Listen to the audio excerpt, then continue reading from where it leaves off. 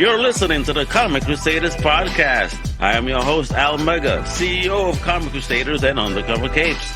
In this show, I'm sitting down with creators from all walks of life to talk about inspiration, process, the lessons they've learned, and a whole lot more.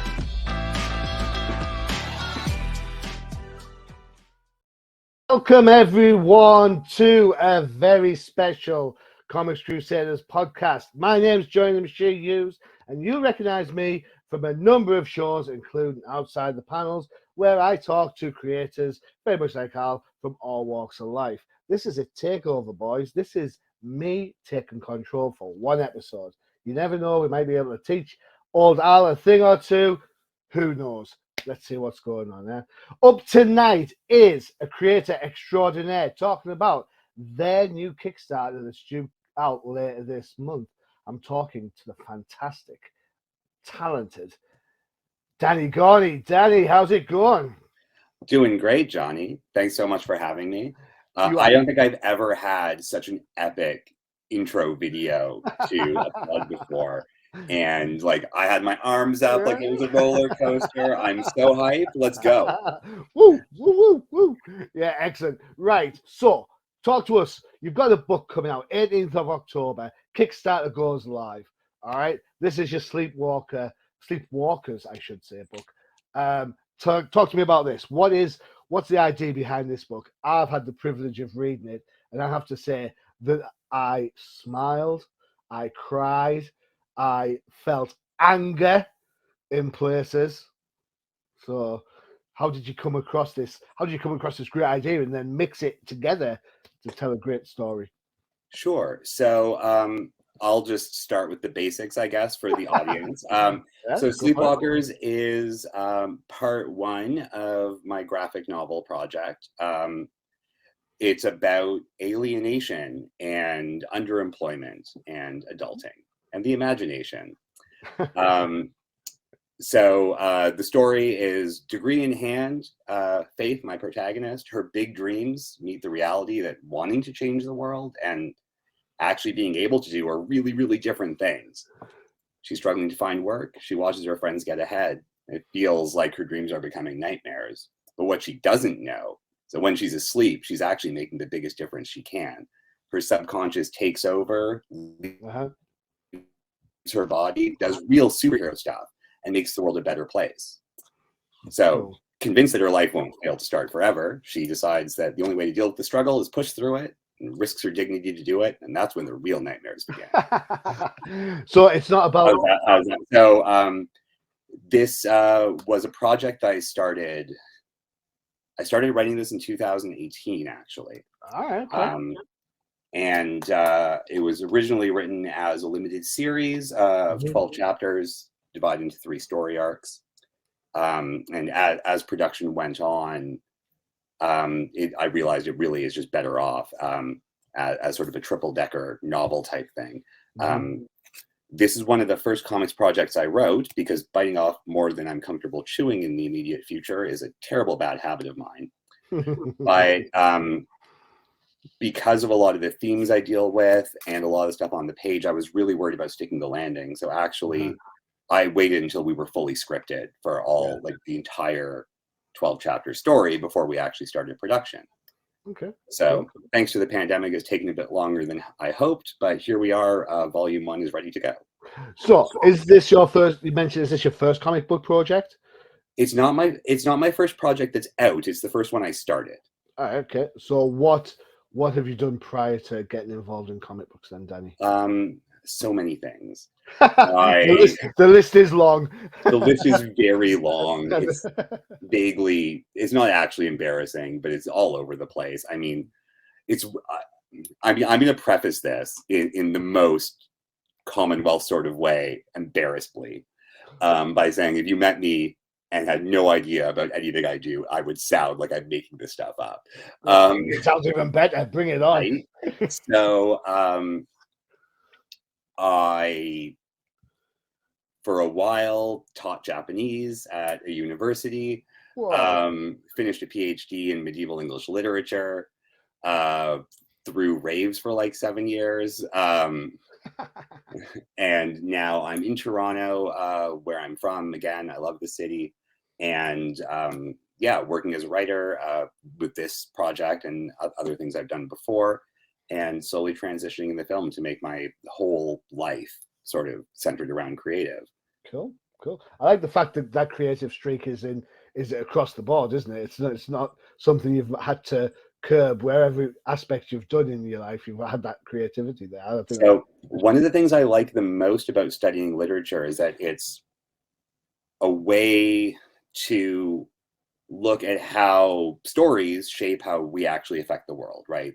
Mm-hmm. If you imagine you're the hero of a story that does certain things, and that's the kind of story you want to be in, you're going to do certain things to affect the world. I spent years telling people I didn't want to be a writer when I grow up. Now here I am, being a writer when I've grown up. It's quite embarrassing. That's fine. My very old friends make fun of me for this. No, it's fine. I think sometimes we don't see the wood for the trees, do we? You know? I think you're right. I'll tell you a quick story. My brother has an older son, and he loves the Counting Crows, right? The band, the Counting Crows. Yeah. And he didn't know he was having a son. So he said, oh, well, if I have a daughter, I'm going to call her Anna after the song Anna Begins. It might be Amy out of Amy Hits the Atmosphere. All these like girl, Maria, you know, all these song title names that appear on the albums and stuff. His girlfriend at the time said, there is no way you call it our baby anything to do with Counting Crows. He's like, okay, fair enough. So now he has a baby boy, and they call him Adam. Lead singer of the Counting Crows, it is Adam Duritz. There you go. You can't escape. Once it's there, that's it. You can't escape it, man. It's like the dark side of the force has grabbed you, and this is your destiny. You know, I'm totally cool with that. I spent the entire pandemic so far leading into it, and I couldn't be happier. You mentioned subconscious. You talked about how your character wants to try and change the world, but she pretty much ends up just trying to survive it through one thing after another. Do you think the pandemic had a way of shaping elements of that story? Because we were in that situation where every day was the same. We didn't have a potential future. We're just trying to survive on, 3 rolls of toilet paper. I mean, I'll tell you for sure that it didn't, because everything was written and I was already in production when the pandemic started. Okay, cool. One of the things the pandemic did is sort of remind me that the themes really remained relevant. I mean, volume 1 is called #Adulting Sucks. It's so, and really it's about, my generation and the generations after, after me, really not having the opposing end of the social contract being held up. As I mentioned, I finished grad school a couple of times. I think I've graduated into more once-in-a-lifetime economic recessions than anybody, if I include high school, and it just keeps happening. And the reality of a lot of people's lives is, if you do the thing that you're supposed to do to make it better and it doesn't work, I mean, you feel really terrible about it. And then there's an entire social economy that is quite invested in making you feel bad about it personally, even if the problem is systemic. It's funny because you kind of think, you mentioned the economic elements, for example, and the social elements. They'll say things like, the economic crisis is off the scale, and then 2 years later it's off the scale. I personally think we should just buy some new scales. Yes. Or perhaps a new paradigm. Now, that's not something I'm in the business of creating right now. Although I have recently been convinced by an argument that there's a very good place for utopian fiction. And I should start doing that. So 3 projects from now, when I have time for it, I suspect I will. Cool. Excellent. So talk to us about the book. Faith, she's a character. She's kind of, as you say, she's post-grad. She's left college. She's got this whole grandiose idea that she's going to be a game changer. And lo and behold, things don't quite pan out for her. At least not the way she sees it. Yeah. Now, through her stories, we get to see different aspects of her life. First of all, I want to say when she works in the call center, I want to say, well done. I have worked in call centers, and you have nailed that part. I Absolutely also briefly worked in a call perfect. center. I was like, oh my god, I was getting anxiety reading it. I was like, what? So one of the ways I was really excited to frame Faith as a character is that she has a bunch of problems, but her problems don't have anything to do with her situation. She has a meaningful social network pretty well. She's got a supportive family. There's nothing that would prevent her from getting ahead in life. And yet it just doesn't. So as we explore the very sort of episodic action of this story arc, it's just, here's how it is, here's what she wants, and then reality just sort of keeps happening as we push through. I mean, in time, these 4 issues are about a year of her life, right? Yeah. So it is very episodic. The story gets less episodic moving forward, and more continuous. And having these sort of episodes of just, expectations being dashed and things like that really do sort of punctuate, at least how I see how I interact with the world in a lot of ways. And I have to struggle a lot to, remain hopeful and stay positive when I'm in a bad mood. And that's quite a struggle for me. So that's something I really wanted to express on the page. I think, Danny, if I can be honest, I think it's a really brave thing to do, because people like comic books are meant for fun. They're entertainment. And yes, comic books don't always have to be just superheroes. Absolutely appreciate that. And I love the fact that comic books can be so many different aspects. I think when you get a writer such as yourself who's willing to put themselves out there, you write what you know, as Mark Twain said, right? So therefore, if you kind of have these elements of anxiety, these elements of, I don't want to say social injustice, but social awareness, shall we say, that's probably a better way of saying it, then that is going to transcend that. You are putting your worldview, your points of view, and how you feel across in your work. How does it feel to be so open about that? Because I'm so not. This is the funny part. This is probably my most autobiographical thing I will ever have done. All right, that's still brave. And I'm super uncomfortable about it, which is one of the reasons why it's coming out now and not like a year ago or whatever, when all the pages were ready. It took me a while to sort of find good language to use to sell it, because all the stuff I'm personally interested in it as a writer, as a creator, are really terrible ways to sell a book. We've got our character who's down but not a victim, right? Blah blah blah blah. Like these are fun writing challenges. They're not great sales pitches. So I don't know. there's a degree of bravery, I guess, to like putting so much of myself in it, but also, I'm very self-conscious about the fact that I've done that. A lot of my other projects are like, this would be cool, and I'm just going to go with it. This one's like, oh, I care so much. Nothing wrong with caring. Nothing wrong with that. Nothing wrong with caring at all. There's lots of things that are kind of played with semantically through the book. All right, so for Faith, sexuality is a flexible idea. She has boyfriends, she has girlfriends. That's totally fine. The twist of the tale, when it becomes apparent her psyche or her dreams are having a real world impact, that's a different iteration than you would expect. Was that something that you wanted to challenge? The sexuality element, the gender elements and stuff, was that things you thought to yourself, you know what, this is the time to sort of talk about these things in a way that people would accept? So I know, broadly speaking, in the West, the conversation has been going in that direction. Now, if I were a big long question, you just said no. I predicted that totally, and I knew that was going to happen. I mean, I know a lot of people of all different stripes, and sexuality in specific. I know a lot of people for whom it's very fluid. Like, you do what you're going to do, and then you end up being like doing a thing, and then I guess that's the thing you're doing. You love the person you're with. That's just because you do things doesn't mean that's who you are, and just because you are things, that doesn't mean that's what you do. Yeah.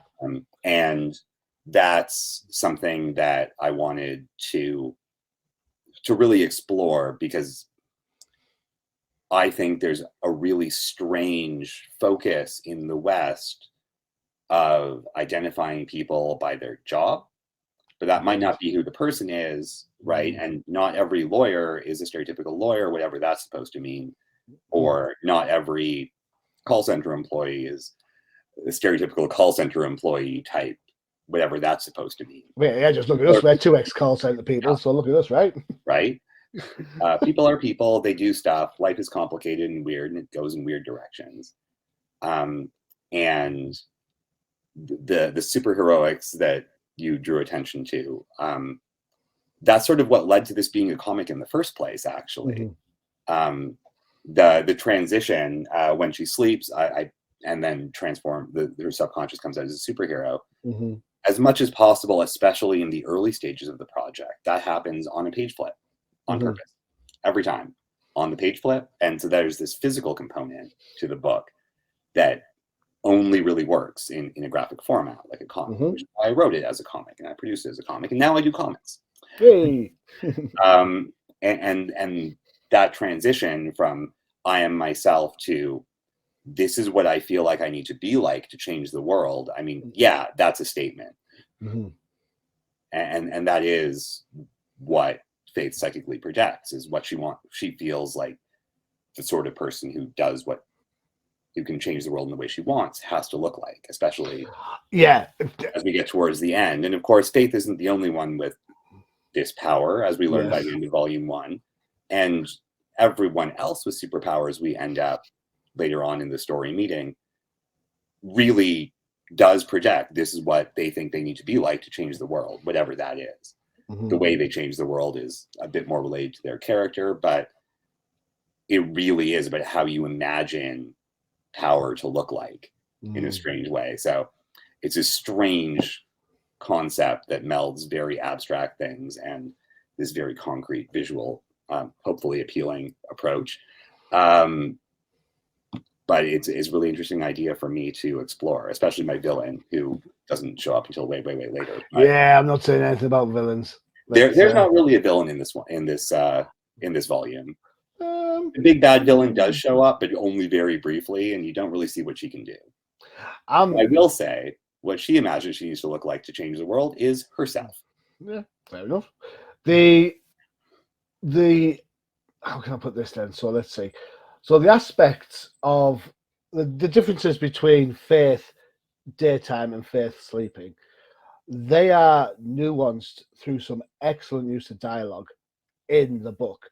And that comes across as Faith's anger at the social system that she feels is injustice.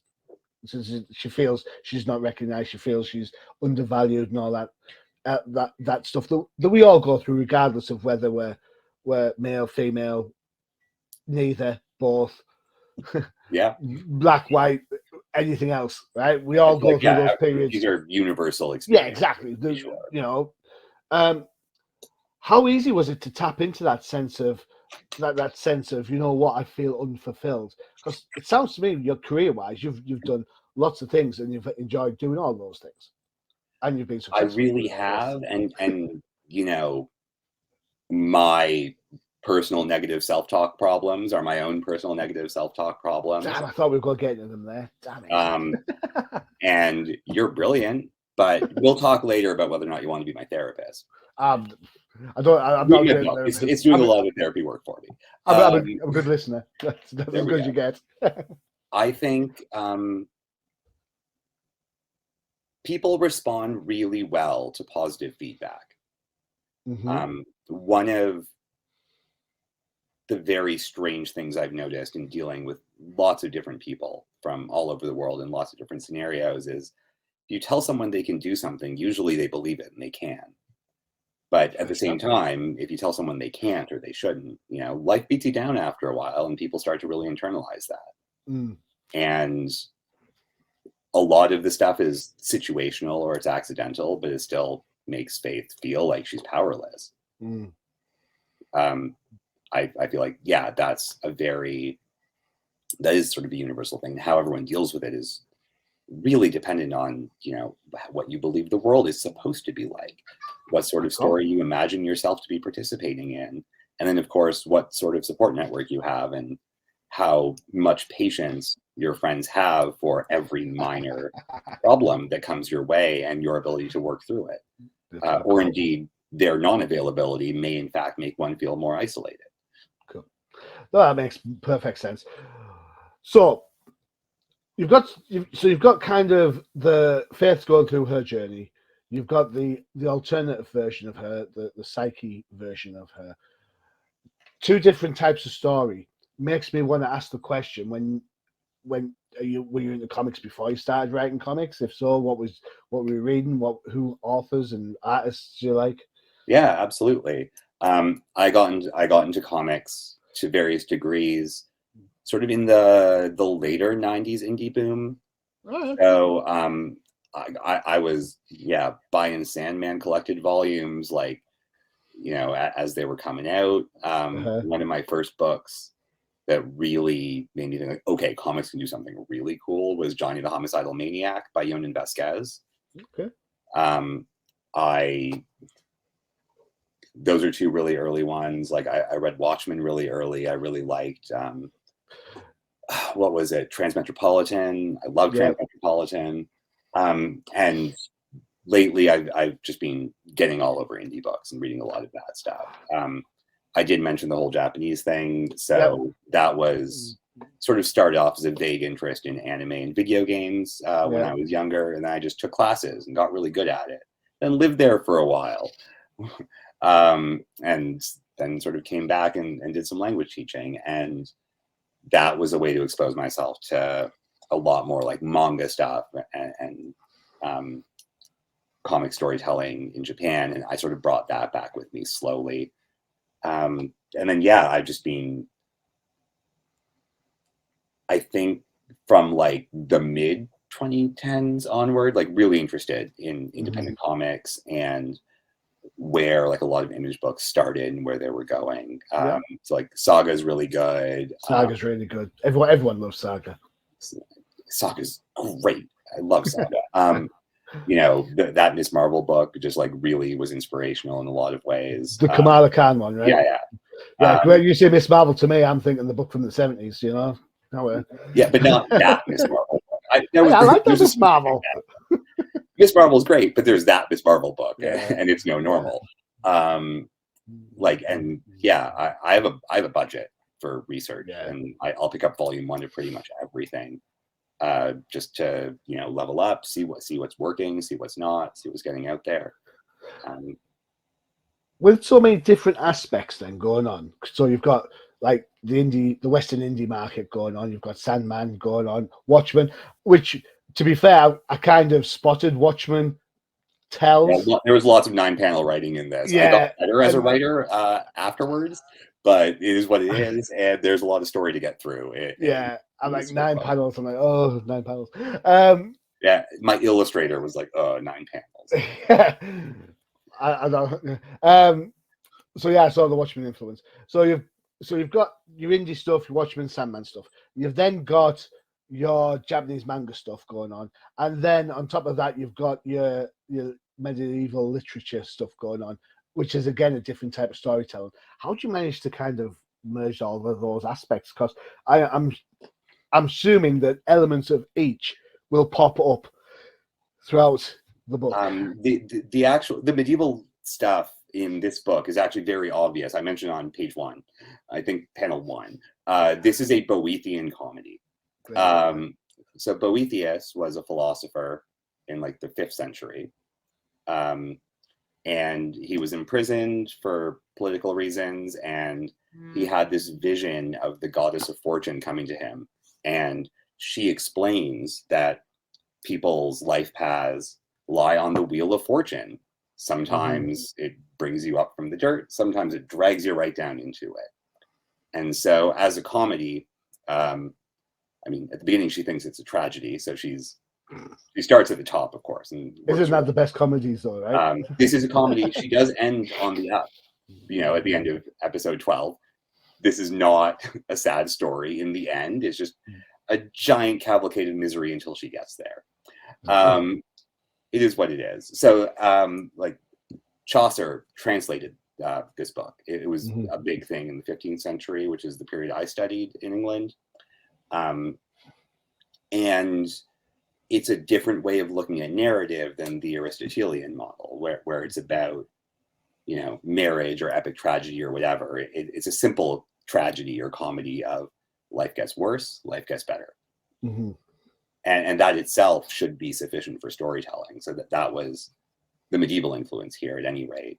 The manga influence is a lot of the initial art direction, especially, is trying to make dialogue scenes be as badass as possible. So that came across pretty well. Agreed. Like, there's walk and talk stuff. There's also like, no, this is a serious moment in the characters' lives, and even when you're hanging out, you're still doing something relevant. So that was written in on purpose. And then some slightly decompressed storytelling, especially in the beginning. But again, this is a triple-decker novel. It's not issue for issue as I'm releasing it. So that longer format really, like, allows a sense of freedom in the storytelling that having to keep people's interest up at a high level issue for issue would be much more difficult with this story. I don't really pick up the pace a lot until issue 5, but I totally start picking up the pace in issue 5. And we get even more intense and start aggressively dealing with consequences and things like that. Cool. Is that, that's not where I wanted to start, though, because having that gang and showing that there seriously is a support network here makes the lack of support later on, like, hurt even more. That's great storytelling, isn't it? The fact that you need that support. You need to get the reader to buy into the character and her life. You've got to get her to buy into it before you start pulling the tablecloth away. Exactly. Because otherwise it's, hey, I'm pulling the tablecloth from someone you've never met before. Okay, and you're like, exactly. Yeah. I always feel like it's the creator's job to make the audience care, and hopefully, at least with you, thankfully, I did. You did. I absolutely loved the book. I thought it was, as I said earlier, you know, I laughed where it's funny. I was angry for her, you know. I smiled at the call center stuff because that is exactly what a call center looks like, you know. It just had such resonance across the different aspects. Could I see the elements of some of the kind of situations she finds herself in the things that we see portrayed in media? Yes, of course I could. Did I mind that she was ambiguous around who she's with? Not at all, because that's kind of, I'm not saying that's the norm anymore, but, you know, I'm very much you are who you are, you do what you do, and that's it. You know, I'm probably the most laid back person I know in relation to stuff. I'm just kind of, you know, as I said earlier, you love the person you're with, or, you know, that's fine. So I like the whole thing, the whole package, and then you wrap it up with this kind of, I'm living a nightmare, but are you really living a nightmare? The juxtaposition between the two. It's based on her perceptions, which then challenge our perceptions, because we're in the know. The readers are in the know. I'm in Canada. I'm way more north than you, brother. Yeah, we're like, we know what's going on, and she's like, she has no idea. So like, we get to see her unravel what's going on, which in itself is its own fun as well. So, you know, there's lots of different. Oh, in the know, not in the north, right? No, the know. So, it's been forever. My accent. Right, we're going to take a quick break for one of our other shows. I'm having a quick look through our ad list. It seems we have this one. Here we go. This is for all you DC fans out there. Yes, there are some, and yes, Sandman is still going. This is the Definitive Crusade.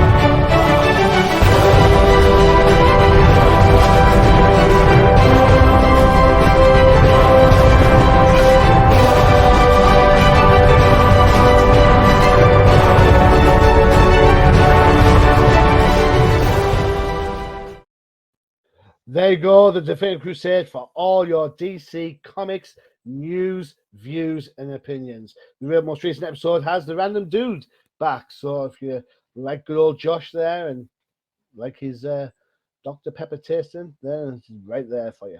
All right, back to Sleepwalkers. Pepper? Danny. What is this? Sorry, I just need to stop you. Dr. Pepper, what now? He's a big Dr. Pepper fan. Okay. He likes his Dr. Pepper. I'm always taking the mickey out of him. So, because rightly so. I'm like, no, I'm a Pepsi Max kind of person. He's like, no. I had my first Crystal Pepsi in 15 years, a couple of weeks ago. Yeah, it's actually really delicious, and I wish I could find it more. we were in Mexico a couple of weeks back for just a holiday. We managed to get there eventually after being locked down for so long. And my wife was drinking vanilla Dr. Pepper, and I was like, if Josh could see you now. There you have it. But no, I haven't sent him the picture yet. Probably my wife drinking Dr. Pepper is his equivalent of porn, so I think I won't bother doing that quite yet. All right, so Sleepwalkers. How is it? We've talked about some of the personal aspects that you've put into the story. How is it then? You hand that off to artists who then go and do their thing. Is that a nerve-wracking experience for you? Are you kind of, what's going to happen? Are you a bit of a takeover Ted when it comes to the smaller details? So that's a great question.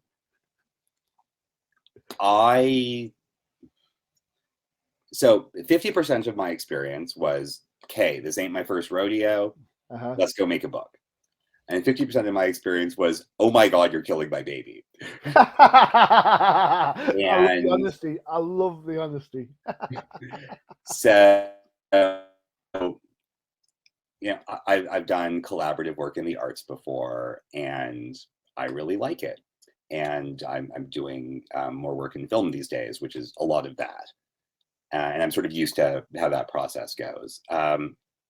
And then there's a big difference even between seeing portfolio and then seeing how portfolio connects with your project. Process you need to do. And as my first book I got into production, there was a large learning curve here. And even just a whole bunch of things that were a huge hassle. So, Greg did great work with pencils and inks. And then after I had a few pages done, I was like, oh God, I need to hire a colorist. How do I even interview one? What do I do? So I did auditions. I had 16 people who were really close. It was really hard to make a decision. Felipe's awesome, but wow. So that whole process, it takes a bit of getting used to, especially when you're excited but still don't know what you're going to get.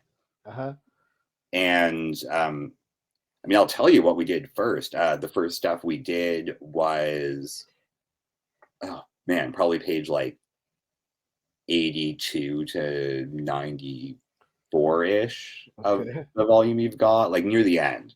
I was like, if we can't stick the landing on this, then there's no point working with you. If you can't land it, there's no point taking off. That's that big action scene is a big through the looking glass moment that tells you where the book is going. Right. And that is where the book is going. Okay. And if you want to go pull up some pages, go for it. No, I want people to get interested in things. Some of it's in the marketing already. What the big reveal of the Beastie is on the Kickstarter page. Oh. So if you want to, it's cool. Yeah, hang on. I'll find it.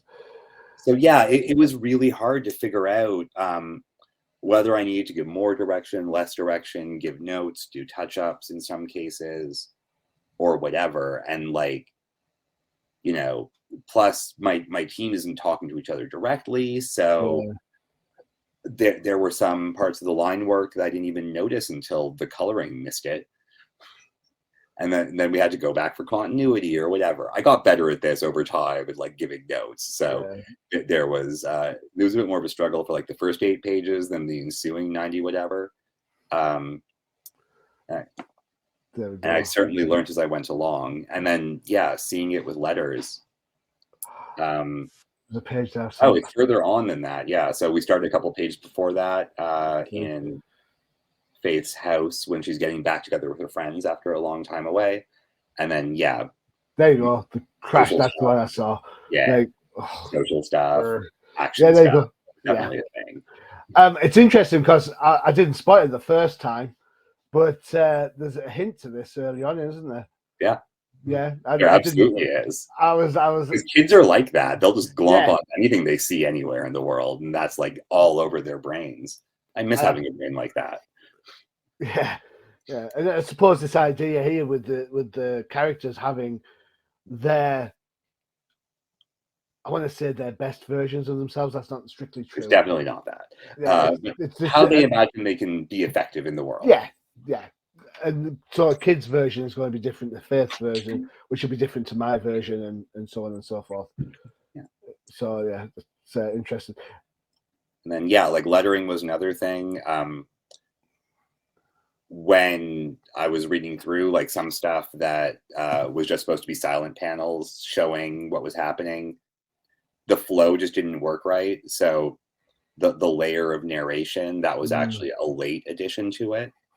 And that's like, and I found a place in the story where Faith is talking to a character who hasn't yet been introduced, where I can put this entire thing in this sort of narrated version with an endpoint. But ultimately, I think the narration actually made the book quite a lot stronger. One of the things I really didn't want to do when I was writing it was stop for flashbacks. This is a story when you're in the moment or in these disparate moments with the protagonist in her head as much as possible. And flashbacks don't help with that. No, I agree. I think flashbacks can be a little bit overused. I mean, they're really, really useful if you're writing by the seat of your pants. It lets you just take a break from the one thing while you do something else.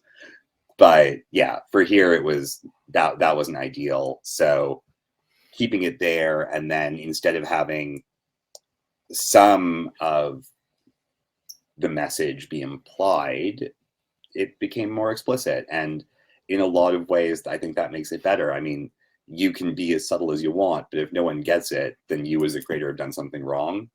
Yeah. And I realized on reading through, I mean, yeah, these were like a year and a half ago, we added this stuff. I realized actually, yeah, this makes the book better because at least no one's going to miss it. Yeah, that's true. Good shout. I think sometimes it's a great way to kind of go for subtlety first, and then if they don't get it, then drop the hammer. I mean, sure.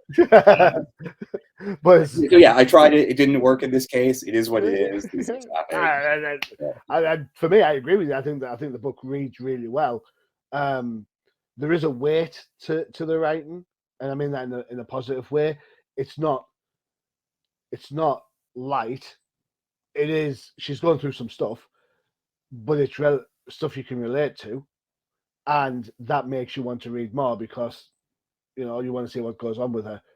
If it was flimsy, if it was light, you wouldn't care. You just like flip it through, and that's not what you want. You want people to stop and smell. I mean, she does have a philosophy degree. There's a certain point where taking a really ridiculous concept seriously is exactly what you do in those sorts of conversations. And I'm a fan of anyone who will take anything seriously. This is why I've done so many weird things in my life. Is I'll do something like, okay, let's be serious about it. Let's see how far it goes. Yeah. And it was down that rabbit hole is my life. Here I am making comics now. Down that rabbit hole, let's do it. And that's a really positive trait, I think, in anyone. But also, it does lend a certain weight to even play, let's say.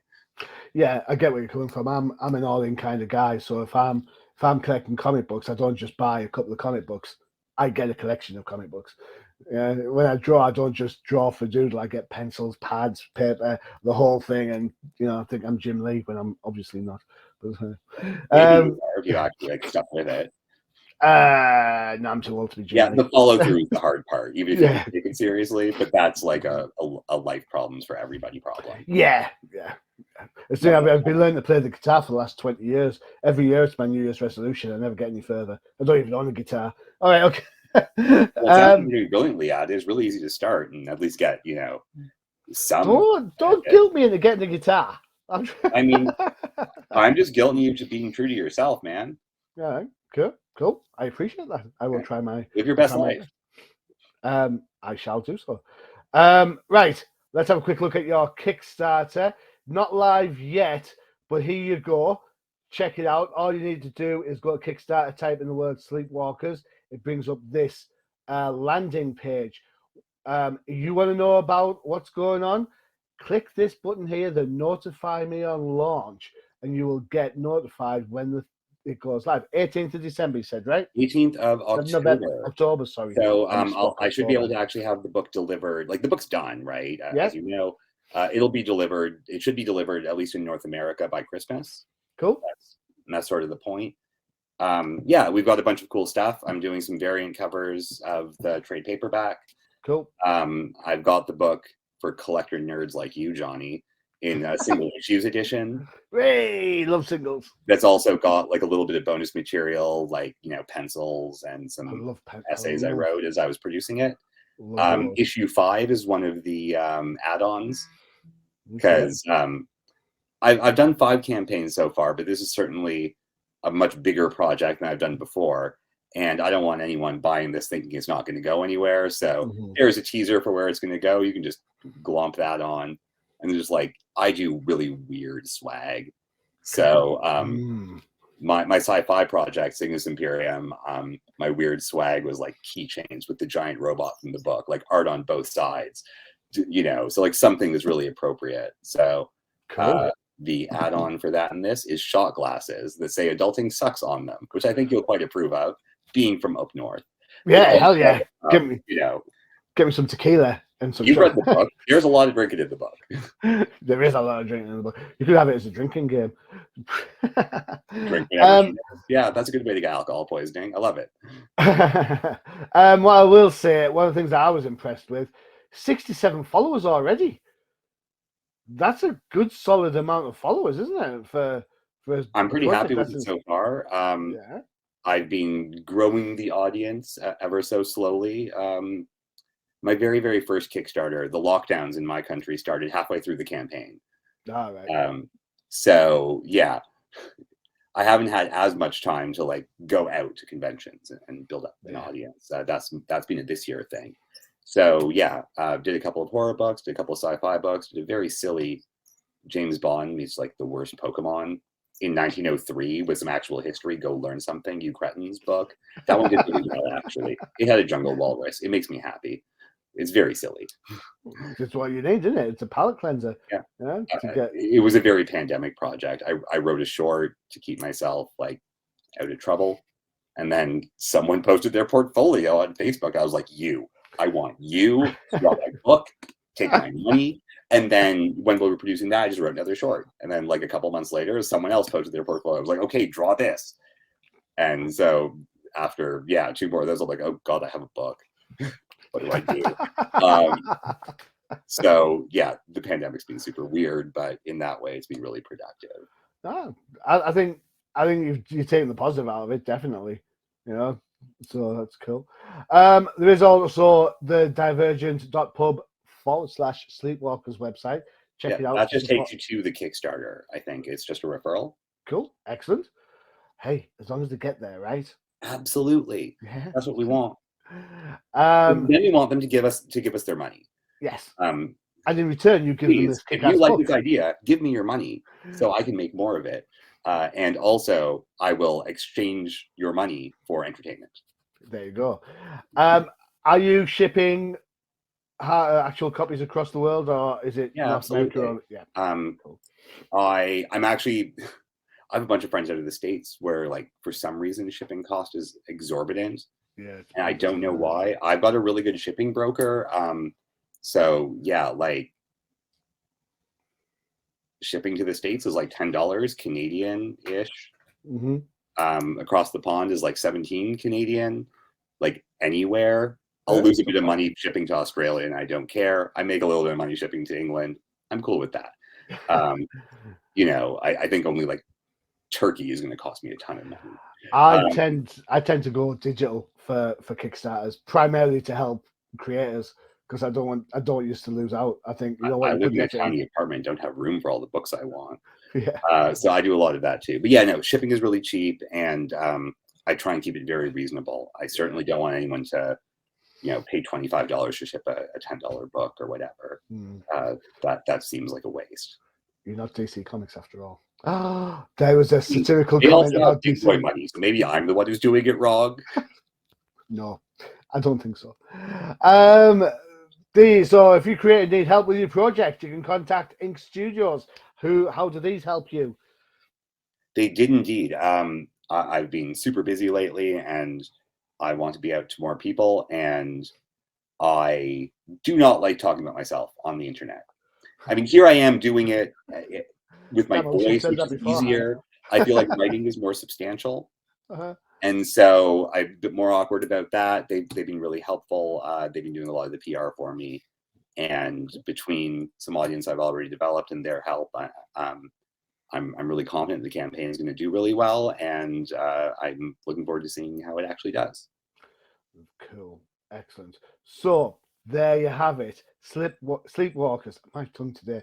Sleepwalkers. Faith's story of her life sucking, but does it really? That's kind of where the book would tagline go for me. Kickstarter kicks on the 18th of October. You've seen the links. Get yourselves over there. Click, get your notify, get your dollars ready, because I've got to say, I'm lucky enough to have read it today, and it's a kick-ass book. It's absolutely fantastic. I enjoyed every aspect of it. So well done, Danny. Well done indeed, sir. Thank you. It's a really great book. Right, that pretty much puts us to the end of the show. Danny, is there anything else you want to say? One more time, elevator pitch regarding Sleepwalkers before we go. Sleepwalkers. If you hate growing up and love your imagination, check it out. Well said, sir. Well said. Danny, thank you so much for spending the time. I really do appreciate it. Thanks so much for having me, Johnny. You're more than welcome. Don't forget to check out the UCPN for all your favorite shows outside the panels, for all you Kickstarter and interview fans. Of course, you've got TDC, the Definitive Crusade, for all your DC books, and the No Price Podcast for everything that is Marvel, Disney Plus, and MCU. Yes, we have a wide range of things going here at UCPN. Danny, thanks again one more time. Sorry?